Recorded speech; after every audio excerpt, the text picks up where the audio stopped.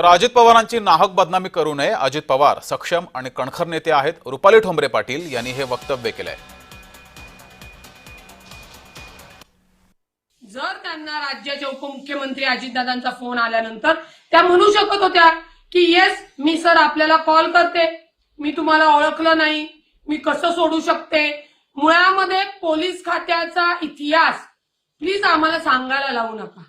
आमचे अजितदादा हे प्रशासनावर पकड असलेले कायदेशीर काम करणारे खमक नेतृत्व आहे आणि नवीन नवीन आलेल्या पोलिसांना नवीन नवीन बाकीच्या सोर्सेस घेण्यासाठी जे काही ठराविक लोक जी प्रत्येक क्षेत्रामध्ये असतात की त्यांना लवकर मोठं व्हायचं असतं किंवा लवकर त्यांचे हप्तेखोरी चालू करायची असती, त्याच्यासाठी या कारवाया सुद्धा पोलीस खात्यातील लोक किंवा सरकारी कर्मचारी करत असतात, आमचा अनुभव आहे।